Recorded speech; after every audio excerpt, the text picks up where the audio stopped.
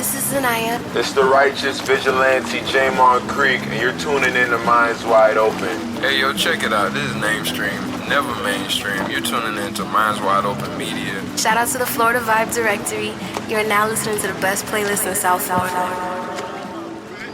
And welcome back, everybody. This is the Florida Vibe Directory.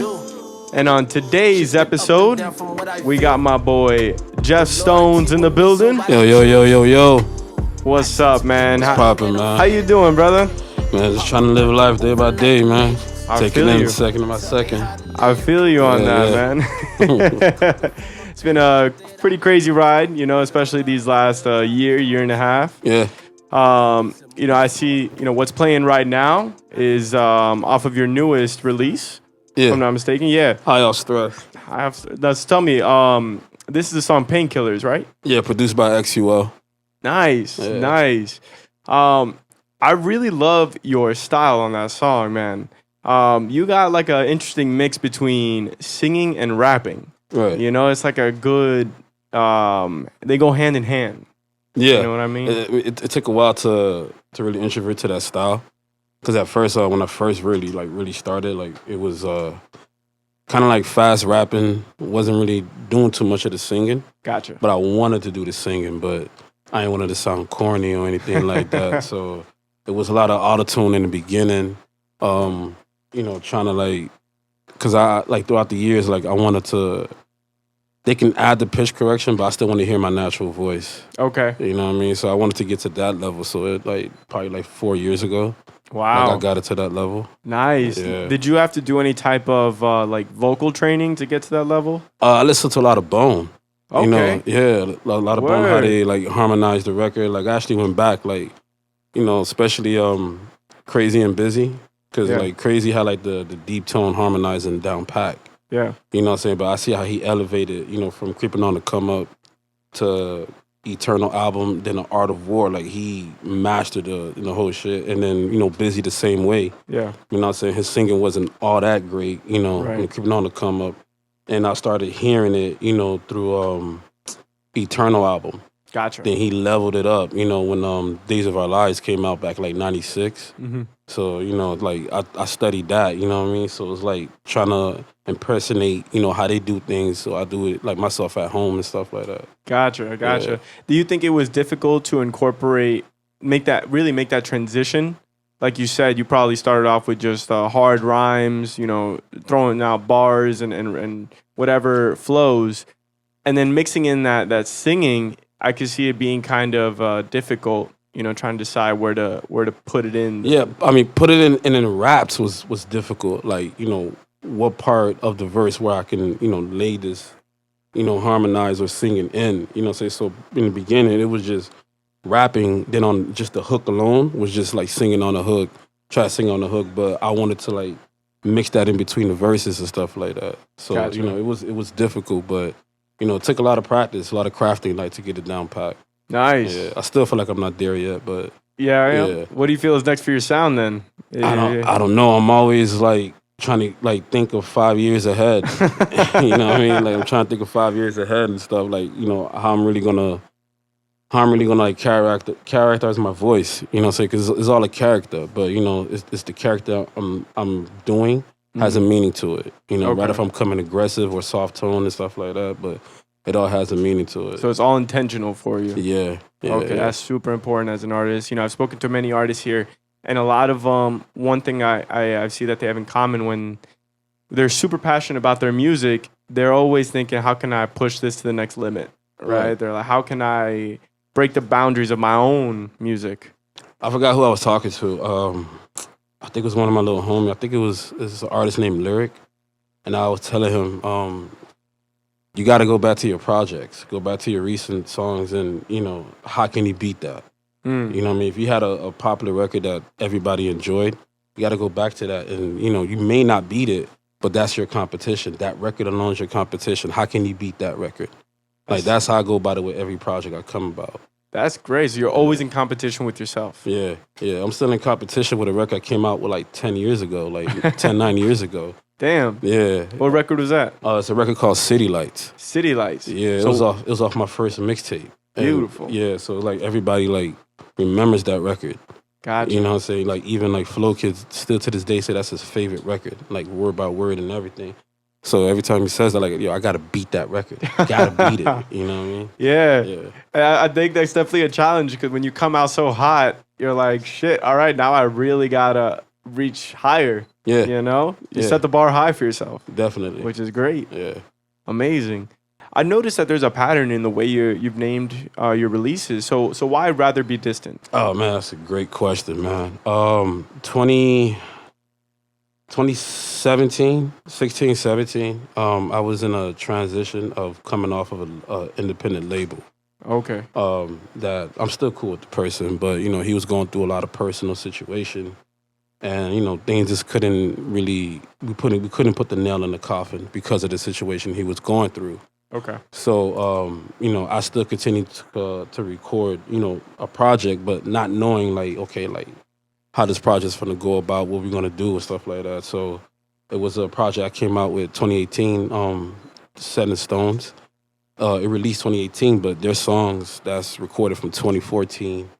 15, 16 that's added on the project. And it still sound up to date to that year and stuff like that. Gotcha.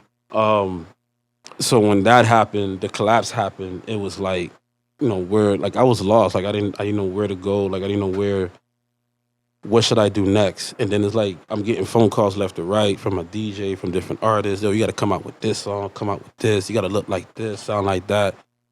And it's like, man, like I tried it and it's like it wasn't fitting for me. So it's like I kind of like backpedal and stuff like that. And it's like I was in the midst of, you know, like I was lost. I was confused. Gotcha. Like, you know, how can I, you know, grab somebody's attention and stuff like that. And then I met a true friend, kind of like a mentor to me, my homeboy P. Like, he was like, man, yo, listen to Nas, listen to this. You know why they still here? Because, you know, they was themselves. They rap about, you know, what they've been through. You trying to rap about the clubs? I'm like, yeah, I don't go to the clubs like that. I'm not in the. I was in the streets like long ago, but I never like, you know, mentioned those stories and never really talked about that because I was on the edge of like trying to find a radio record, a mainstream record, and a club record and stuff like that. And then I took like a hiatus. Like nobody heard from me like in months. Wow. In months and months and months. And then probably around like February, like I found myself back into the studio. Like my engineer was like, yo, welcome back, because I haven't been there in a minute. But during that time I haven't been there, like I actually like, you know, bought like a microphone and stuff like that, like to do reference records at home. Okay.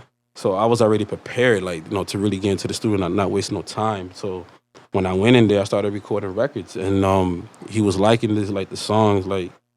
And in the mess, I got scared because this wasn't no like radio song. This wasn't, you know, like a song that you get played in Wynwood and stuff like that. Like this was like really deep records that I was like coming after. Okay. You know what I'm saying? So I really like dug deep into my past and what I was going through at the moment as well. And somehow I just called it like, you know, Rather Be Distant. Like this is why I was like gone. I was gone for, you know, a reason. I had to get myself together. Yeah. So that hiatus you felt was incredibly growing for you.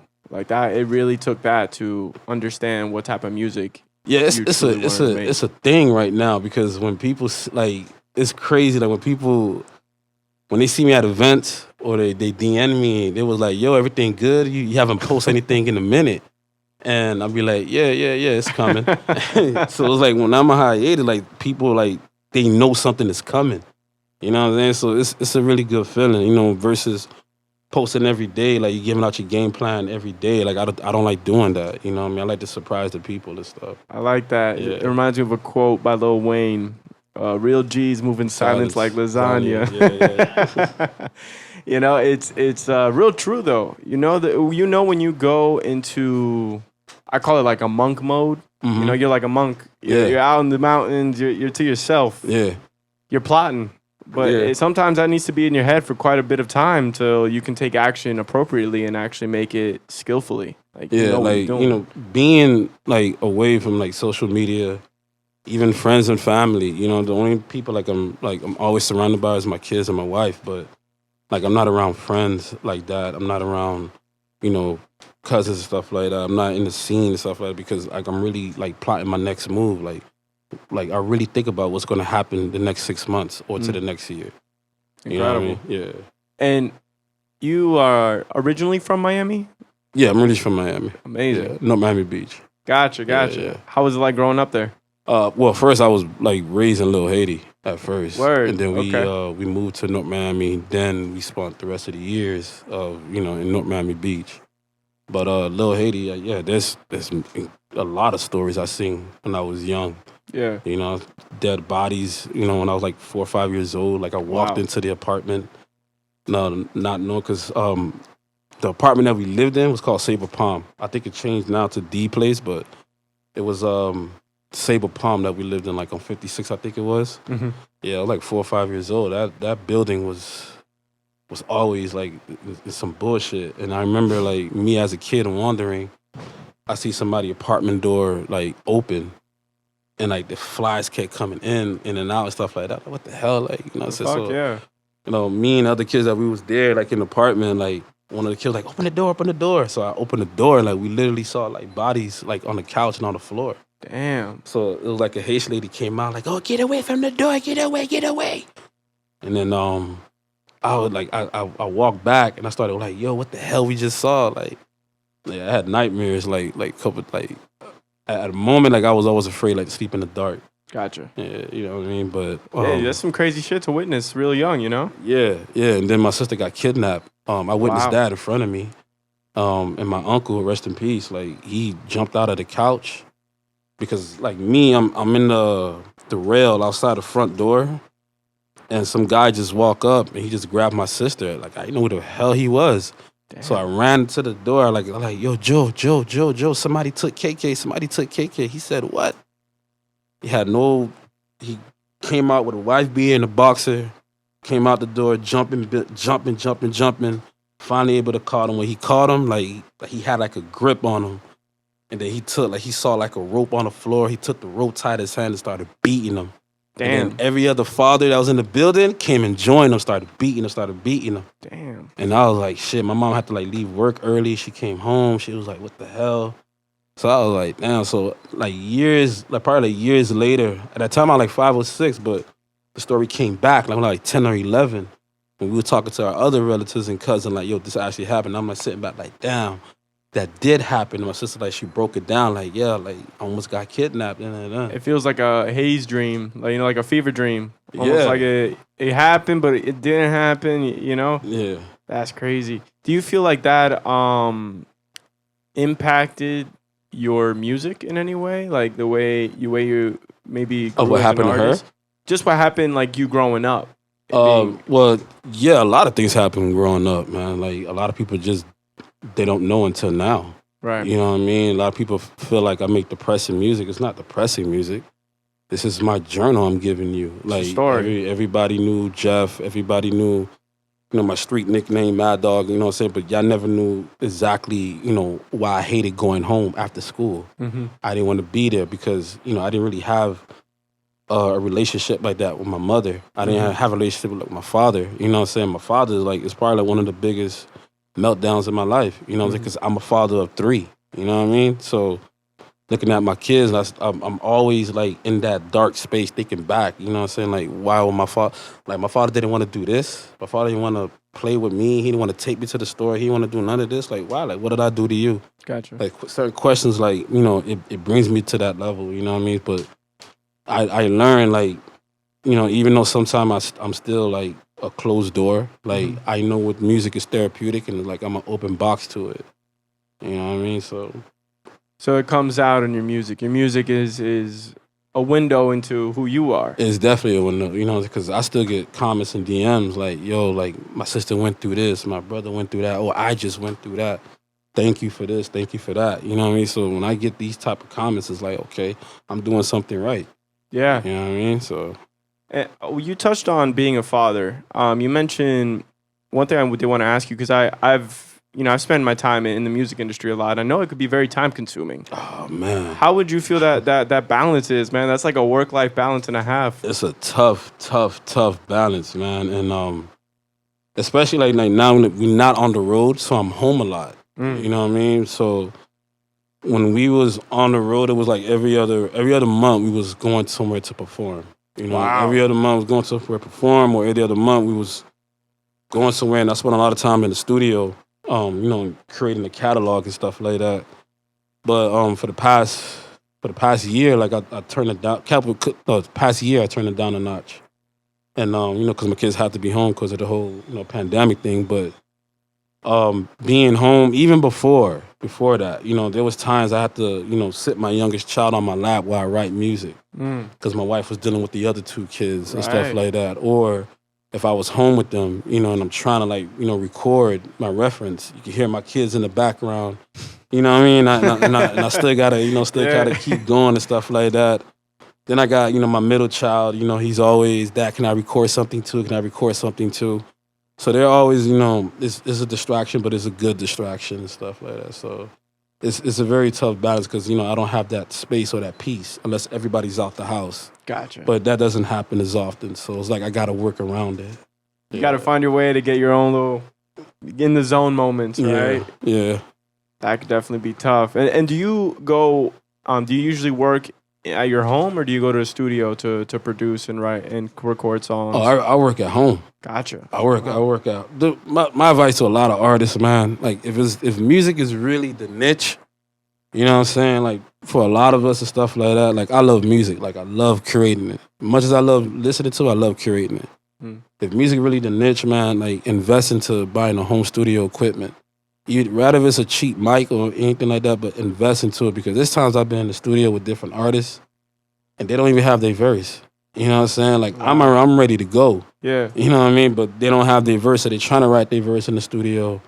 And it's like, it's not really matching because, you're too high or you're too drunk. So, you're coming, anything that's coming out to the mouth, saying you're saying it. But me, it's like, you told me this concept of the record and I got the whole concept in these 16 bars.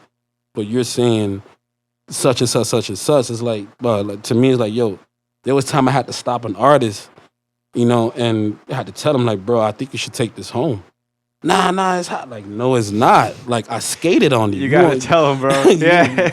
This sounds like my record featuring you, not you featuring me. Like, I think it's best for you to take this home and, and revise it and stuff like that. So I got a lot of artists like that now where they, work at home versus paying, $300, for a 5-hour block and you only come out the studio with one song. You know what I'm saying? That's a horrible investment. You don't ever want to do that, man. So you don't get a lot of return. I work at home first. Everything is at home, and before I go to the studio, I listen back to what I did to my reference record.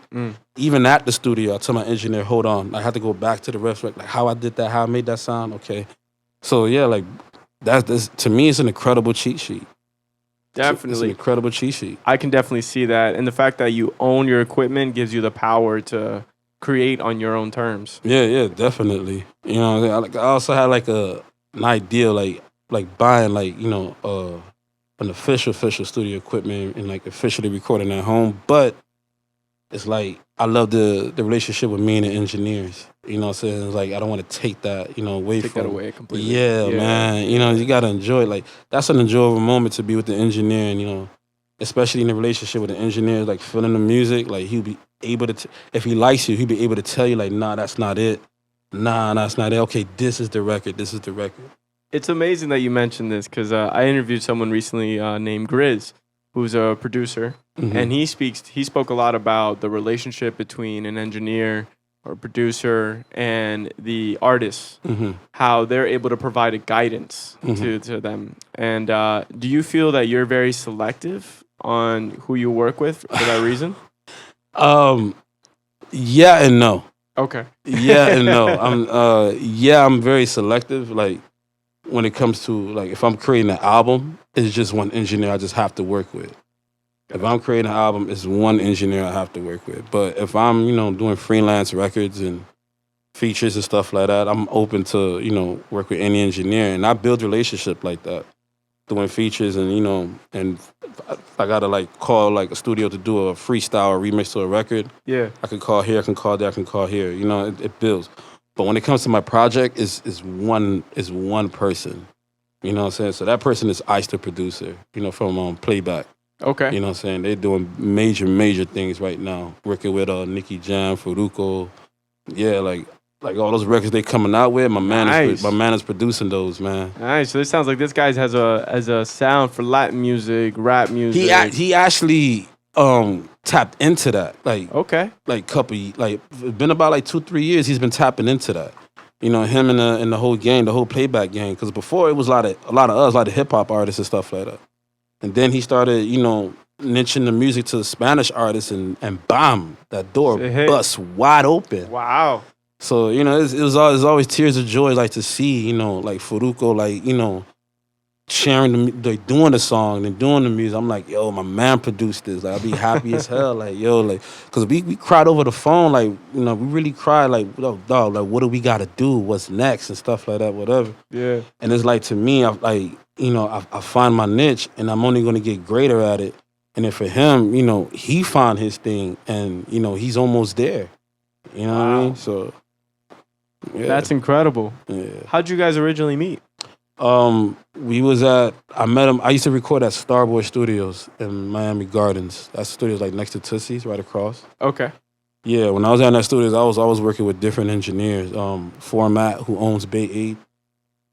There was another engineer, Rel, White Boy Mac TV, who's an artist now. And there was Ice, and there was another dude, I think his name was Brandon and stuff like that. So it was like a lot of other engineers that I was always in between and stuff like that. And there was this one record I was doing a freestyle thing, and it was what's that guy's name? I Love McConan. He came out with the Tuesday record. Yeah, I remember that actually popped. Yeah, it did. Well, yeah, it did. popped. I was doing a freestyle to it, but my tone of voice, the way I came on it was to me at home. At that time, I didn't have like a microphone or anything. It was just me, you know, writing down, rapping out loud. So for me, that sounded good. But when I got into the actual booth, trying to do it, it wasn't sounding good. Okay. So, you know, we kept trying to find the sound, He was like, no, that's not it. No, that's not it. You know what, Jeff? I'm going to roll up while you try to figure this out. So he's rolling up. I'm trying to do it. Like, that's not it. So, and then he restarted the track, and I just yelled in frustration. And while I'm yelling, he was like, do that again. Record. Like my high-pitched voice, and he's like, keep doing it. Keep going. So it was like, he did that, and he, you know, mixed the auto-tune with it, and it was like, yo, I think you should keep this sound. So ever since that day, like, he's actually become one of my best friends, because he knows my kids, he knows my wife, he knows my family. I know his family. So like we've been down like for like 9 years, almost 8 years and stuff like that. Wow. Yeah. That's amazing. That's an amazing story to find your sound and also find he a found producer. it. Like the sound y'all hear today with the Painkillers, and that's because of him, because of Ice. Wow. Yeah. I always tell him that. He really gave you guidance on that one. Yes, you know? he did. That's incredible. Yeah. Incredible. So now that you've been honing in on your sound, you've been crafting it, do you feel like you want to move a separate direction, not in sound? Like, how do you feel like you want to shift your sound for the future? I don't know. It's just how can I say? Crazy Bone had a record called I think it was Mo Murder off the Mo Thugs album. It came out 96. It was a Mo Thug Volume 1 album. He had a song called Mo Murder on there. And during the beginning of the record, it was, you know, D-tone harmony. Okay. You know, kill 'em all, kill 'em all, kill 'em all, get down, get down. Like, he had that whole thing. And then once he started rising, wanna see the mo gone. And then through the background, I'm hearing a high-pitched voice. I'm like, that's not busy. You know what I'm saying? So I had to go like Wikipedia, you know what I'm saying? And try to see like who was the background vocals. It was him. So like, damn, he learned to do falsetto and stuff like that. So, and then he started rapping. And when his regular voice is rapping, in the background, he's still singing with the rapping. And there's a falsetto singing also over the rapping. So wow. I'm like, fuck, I need to try that. I haven't tried that yet. You know, I try to do it in my songs, but I do it like towards like the end lines, the highlights. Gotcha. I don't do it throughout the whole verse. So I've never tried that. So that's the next step for me to try something like that. Okay. You know what I mean? And also like Michael Jackson as well, like how he switches, his vocal to an aggressive then to soft, and I want to do that as well, stuff like that. So I'm going back to his Bad album to me, which to me that's what really like birthed the Michael. I like it, man. I feel like the next one we're gonna hear a little like in the background or something, Yeah, you know what I mean? So it's like, but I'm also trying to go back to the rapping because bars, forever matters. You know what I mean? It forever matters. So bars forever matter, man. Yeah. That is a good statement. Yeah. Facts. There needs to be a fucking shirt out there. Bars forever matter. There we go. There bars you go. Forever matter. Bars That's a forever shirt. matter. I feel like it's the core of it all. Hell yeah. That's hip hop, man. I feel like you and him, like him as an artist, Yeah. you actually listen Facts. and boy like Ice. I see them work together. That fame. Like my mentor P, like Pierre, like he man, that is like the hip hop head. Yeah. Okay. He was there when hip hop was born. Wow. Yeah. So he seen everything. Wow. So imagine how our phone conversation. I'm a Bone Thugs and Harmony fan. And his debate is Bone Thugs is not hip hop. Way back. He's throwing it. Yeah, he's even like Bone further. Thugs is not hip hop. Are we talking like these are the breaks time? Like Bone Thugs is not hip hop. wow. That's to him, that's his opinion. To me, I'm like, what? The hip hop legends. They changed the game out here. He was like, not for me, not for where I'm from, not for it's always a heated debate over the phone. I love it though. But one day, that we're gonna get that love conversation, he has for Bone. Like he analyzed what they did, recognized what they did, but he doesn't consider them, as hip hop in that category. Because, with the harmonizing and the singing, like that's not hip hop. That's not it. It's always bars and everything. So it's like the argument always comes to me. Like he knows I got it. He hears it. He doesn't know why I don't. What he wants is a full rap hip hop album from me. I'm like, that's not my style. Like, Right. like I didn't come in like that. He wants you just going in straight bars. Yeah, it's like to me, it's like I like it. Like when Griselda does it, you know what I mean. But even sometimes Westside Gunn, he fucks around and does singing and shit. Like I even heard Conway's recent album got some singing into it, and I shared that to him. Like, yo, isn't this him singing on autotune? Tell me something now. Tell me something now. So it's like it's we gotta have fun at it sometimes. You know what I mean? So it's like, I don't know if I could ever come out with a full rap album. That to me, that's a challenge. Yeah. Yeah, It's a sound I think is not as abundant today. Yeah, it's not popular. It's not popular. That's why what's like the Griselda boys is, we all know them, but nobody's paying attention like that as they do as like Little Baby. Mm-hmm. Little Baby's rapping and with the sound of today. You know what I'm saying? So he's and everybody looks for that type of shit. But me, like I like to hear bars. You know what I'm saying? More than often. The singing catches me and gets me and like make me repeat the song, but the bars makes me listen to the whole album. You know what I mean? That makes me want to hear that album from you, though. It sounds like you want to do it. Right now, like I'm trying. You know what I mean? Like I'm literally working on like 2 more projects. I don't know if it's the finale, to be honest.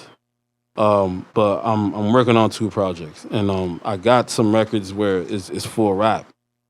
But I got some other records that, this shit is hard, it's wavy, you know what I mean? So it's like I don't know yet, but it's a challenge. I'm willing to do it. I don't know if it's gonna be like on like these next 2 projects that I got coming.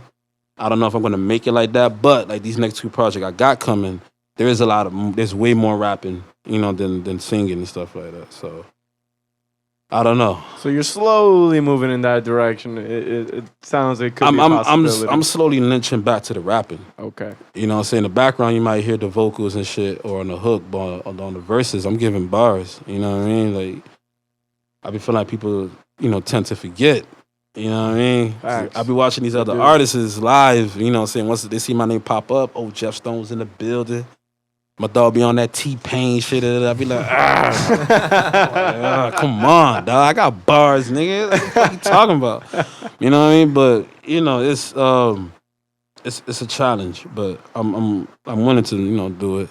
See how this shit goes and shit. Awesome, man. I'm looking forward to hearing it. Yeah. You know, whatever you come out with, it's always great to hear that that's even in consideration. Yeah. Because right now, I feel like it's slowly becoming like a lost art in a way. Like Hip hop? Like hip hop in its purest form, like you said, like straight bars, and that's like what you do all the time. Mm-hmm. I don't really see that a lot in artists nowadays. Yeah. I mean, it's the industry. You know what I mean? Like It is pushing for specific artists. yeah, like this industry. Like nobody. Well, so like nobody buys album anymore. Mm-hmm. This is a streaming world right now. Mm-hmm. Nobody's really buying album. So every like labels got to get paid off the streams. Just like how artists was bitching and complaining a couple years ago. Now the labels are complaining and they's doing these farm shit. You know what I'm saying? Boosting up the streams and everything. Cause that's how these labels got to get at least a quarter back. They never get their money back in full, but they got to get a quarter back at least. You know what I'm saying? So it's a streaming world. So what's gonna jack up the stream? You got to come with this radio record. You got to sound like this radio. We want you to sound like Taylor Swift, but in rap form. Basically, you know what I'm saying? That's what it is. We want you to sound like Taylor Swift, but in rap form. Yeah. You know what I mean? So it's the industry that shifts a lot of these artists and stuff like that. Yeah, they shift the sound on They definitely a whole did. level. They definitely did. Yeah. Because even if I was watching like a snip of it's a Netflix series with T-Pain. Yo, I and saw that one. Yeah. The one where they talk about autotune. Yeah, with Usher talking about you fucked up You the fucked game. up the game. Whatever. You fucked up singing for And singers. I sat back and I'm like, damn, that's some fucked up shit to say. It is. But you know what? It's like, fuck, he's right. If he didn't do it, someone else would have. No, I don't think so. I think so. When he did it, that's when Lil Wayne did it. But I'm saying it's a product of the technological advancement, not the person who stumbled upon it. Like someone was gonna turn auto-tune parameters all the way up anyway. Someone was gonna do it. Unless they was rapping. What's that shit? What they put in their mouth and the keyboard? Vocoder? The Vox. Yeah. Vox Yeah. tube. Fucking Vox box. who started that shit. I think Roger Troutman started that. He was Yeah. the first OG at it for sure. Yeah. And then who's the guy that's on the Tupac and Dr. Dre? California. He did it too. I don't know who that was. Yeah. Yeah, I don't know who that was. But on California Love, he That did changed the game. That also changed the game. That it. Yeah, sound. but it's like later on after California Love, I didn't hear nobody do a whole song in autotune until Cher popped up. Do you believe in love after love? Mm-hmm. And I'm not gonna lie, like that shit blew my mind the way that vibe was. It was very wavy. So even my mom loved that song. You know what I'm saying? Everybody loved that song, man.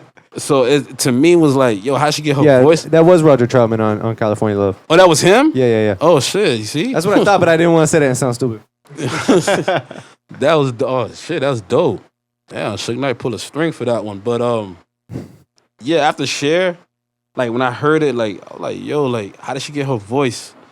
Cause I listened to the computer thing. It was like, don't they usually have the shit in their mouth and all that shit? That she didn't have that at all. So I'm like, fuck.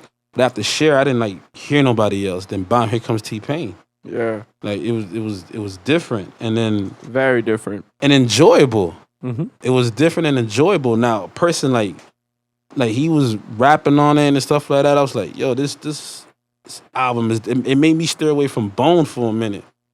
Because I think Bone had what's that album, Strength and Loyalty, with I Try with Akon and stuff like that. Yeah. They had that popping and stuff like that, but I steered away from that and I started listening to rapper turned singer and all that shit, whatever. Then Akon started messing with it. I don't care what nobody says. Yes, that's auto-tune in Akon voice. I don't care what nobody says. Somebody had to say it. Yeah, he uses the tune. I'm not mad at it though. You know what I'm saying? He uses the tune, but He uses it well. yeah, he does it does it well. well. Like that, he mastered on Locked Up, and then everything Hypnotized, all that shit came about. Like, yeah, he did dope. But it was that, and then like listening, like hearing like T-Pain's like saying like yo, like you changed the game, you fucked up the game. And then to me it's like when he came out with Can't Believe It, Shawty, all that shit, whatever, it was hitting. Something about this voice is just hitting. So we want other artists to try it and all that shit, and every other artist did. The only second one that was that nobody like really complained was like Lil Wayne when he started doing it, and it was like, okay. Then that made other people started like joining in, and you know what I'm saying, whatever. And then somehow like it became the industry the way it is now. So T-Pain was the catalyst. Yeah, that's the Superman of it, man. To me, I do think if it wasn't gonna be T-Pain, it was gonna be someone else. Like Luke said earlier, because auto-tune, that's actually what T-Pain's argument was in that documentary. You know, he's like, I don't know why he was hating on me. Like, I didn't even invent auto-tune. It's been out. Shit, it's been out since the 90s. Yeah, he's you just know? having fun. Yeah. So somebody was going to capitalize on that with probably the same mindset that T-Pain had. How do I sound different from everybody out here, you know, spitting bars? Mm-hmm. And that was eventually it. Now, as technology progresses, I think we're going to just see more variations of auto-tune, maybe even another whole nother plugin that's going to make everything sound completely different. And it's going to start another wave. Yeah, I think that Post Malone plugin is completely different. Like, I don't know if he take yodeling class. I don't know, but he's done it live. Yeah. Like, he's done it live. Like, I hear it in the song, and then, like, I try to go back to see his performances on YouTube, and he does it live, like, that little yodeling thing. And his auto-tune or pitch correction is, like, crystal clear. Like, he's the one that's singing it. But for me, I know there's an effect to it. Okay. And it's like, you hear Lil Baby, you know there's auto-tune. You hear Gunna, you know there's auto-tune. You know what I'm saying? You hear Thugger, you know there's auto-tune. But you hear Post Malone, like sometimes you don't know that's his real voice or not. I think that is what, you know, what people might try to like to. The crazy thing I've seen, like, that is happening, or it seems like a pattern, is that the people who use these plugins can actually really have talent when it comes to singing and putting their voice to the mic. Good example, T-Pain without when he did his NPR performance. That Tiny Desk thing? The Tiny Desk. Yeah. Everybody was blown away because Homeboy actually had chops. Like, he could sing. It blew me away when I saw him live. I'm like, hold up, this guy's actually singing. Like, he's like, fuck auto-tune, and he just started singing. That's what I had to practice on myself. Like, you know, to do the records, you know, without auto-tune. So every time we record a song, I always tell my engineer, don't add the auto-tune, because I want to see, you know, hear the notes that I'm hitting, if I'm hitting it right, you know what I'm saying, whatever. Like, I'm not a great singer, but I want to learn how to throw my voice, you know, without the auto-tune and stuff. And then, you know, eventually, like, I'm getting there. You know what I'm saying? A couple more practices, you know, I'm going to be there. I don't need the tune no more. Mm-hmm. You know what I'm saying? Because, like, going back to it, like, Bone didn't use auto-tune. Right. It was all of them together. Or it was, you know, they layered their voice, you know, 3 times or 4 to times. harmonize it and get that good sound. Right. But at the end of the day, it was their voice, you know, and I think you're going about it correctly, man. The more you practice, I've noticed that with singing, you could be fucking awful, but if you keep practicing, it might take years, but you will actually become better at singing. Yeah. Crazy. Without a vocal coach. Yeah. You know what I'm saying? It's just taking notes and then hearing people and stuff like that. So One thing we like to do before we wrap this up, one thing we like to do is play a track with the artist and then kind of maybe pick their brain a little bit about it afterwards. Would you be interested in doing that? Yeah. And do you want to go ahead and pick our track, or yeah? You got one you would like to share with people? No, y'all could pick a track. You know, anything that catch your attention and stuff. I'm gonna put that on you, Age. I love Painkillers. When I was listening to it. Yeah. Well, to be fair, that was the intro. I think you should go somewhere else with it. Yeah, shout out to XUL, man. The man is grinding. Let's go in Intoxicated.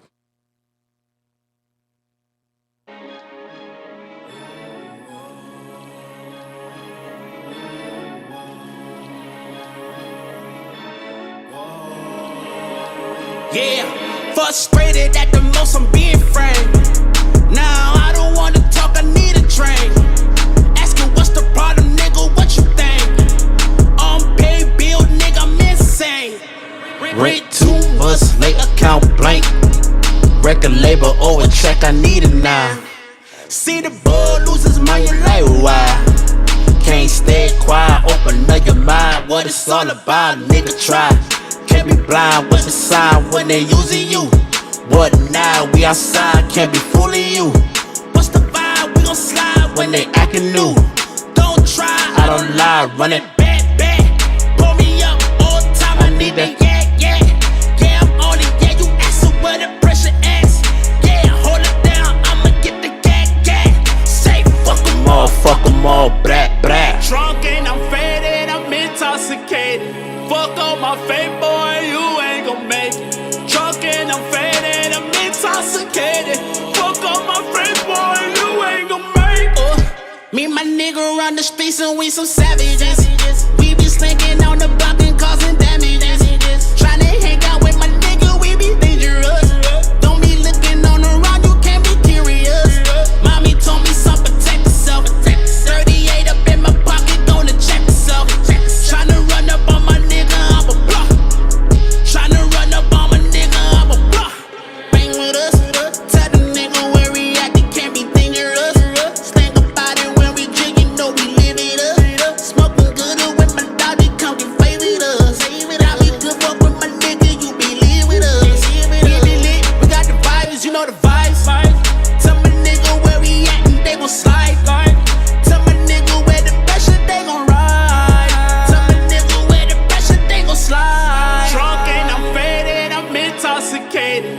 Fuck on my fate, boy, you ain't gon' make it. Drunk and I'm faded, I'm intoxicated. Fuck on my fate, boy, you ain't gon' make it. You ain't gon' make it. You ain't gon' make it. Look up my face. Before I put you in your face. You ain't gon' make it.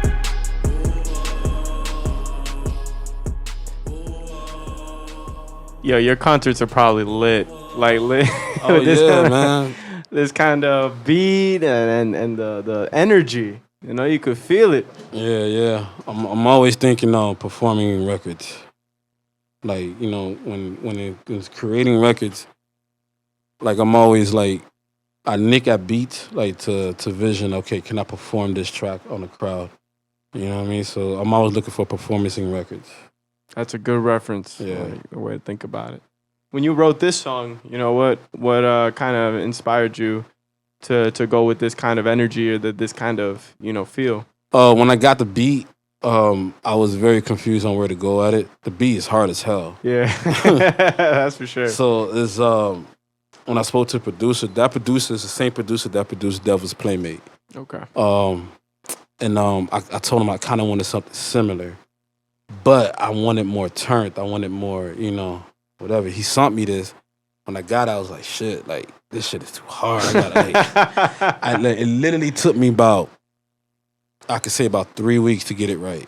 Wow. Yeah, I was constantly going. Like, I have reference, like, the first one I laid out sounds completely fucking different. Wow, okay. Yeah, so I was like, that Intoxicated actually came, like, third or fourth of my reference.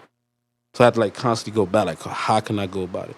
And I had to study the beat. Like, there were times I go to sleep listening to the beat. There was times, like, you know, if I'm driving, I'm just listening to the beat. And then I'm, you know, if I'm not listening to it, I'm visioning, like, okay, how can I go about it? So it was this one night, you know, I'm drinking freaking Jameson, and, like, my wife and my kids, like, they left the house, and I'm sipping and stuff like that. So it was like, you know, I could make this to a drunk record, but you know what? A drunk, angry record. That's what I like, a drunk, angry. Like, you know what? I'm going to pour out my feelings to this shit. This is what I'm angry about. So, you know, so I just started jotting like the ideas first. I started writing down ideas. Okay, what am I mad about? Yeah. This label fucked me over. Damn, I was like 2 months late on my rent a couple months ago. You know what I'm saying? Then pandemic hit. You know what I'm saying? So I started to visualize, okay, when we go outside, we're going to be lit. You know what I'm saying? Whatever. So, like, all the ideas, like I write down ideas for each beat I got of what type of topic I'm going to talk about. And if I have a topic, what are the details I'm going to write? You know what I'm saying? So out of the blue, I came out, the first maybe 6 bars came to mind. and I left it alone. But I came right back into the hook. Like I had the hook, like right Down. there. Yeah, but I didn't have the verses and stuff like that. So What a progression. You yeah, know? it's patience.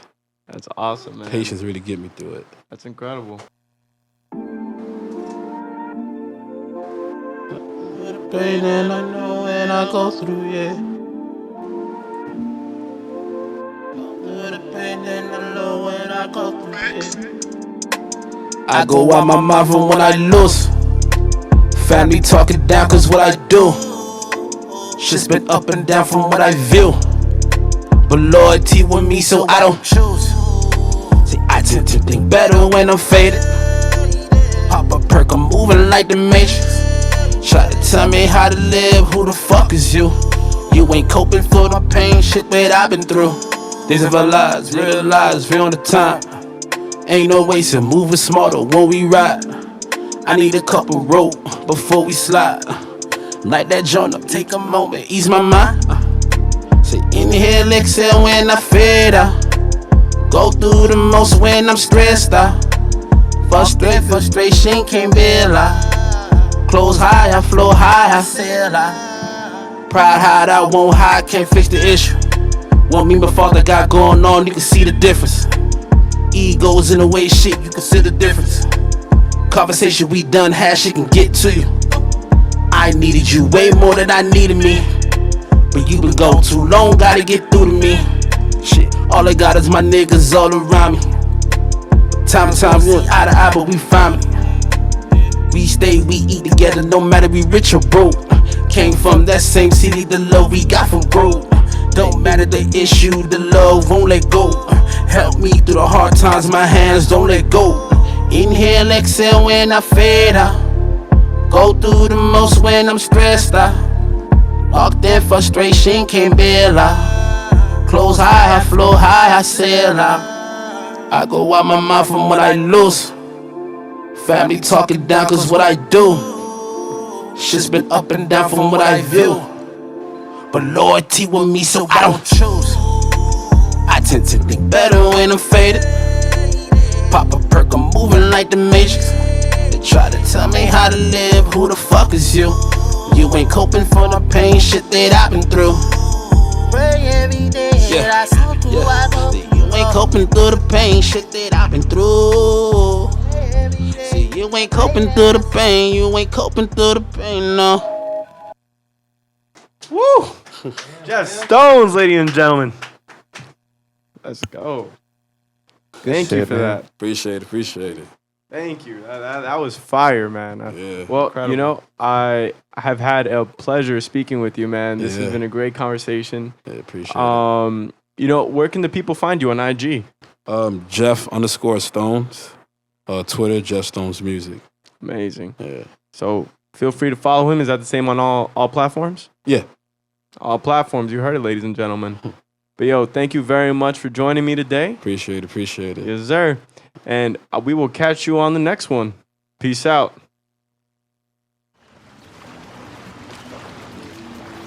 This is Zanaya. It's the righteous vigilante Jamon Creek, and you're tuning in to Minds Wide Open. Hey, yo, check it out. This is Namestream, never mainstream. You're tuning into Minds Wide Open Media. Shout out to the Florida Vibe Directory.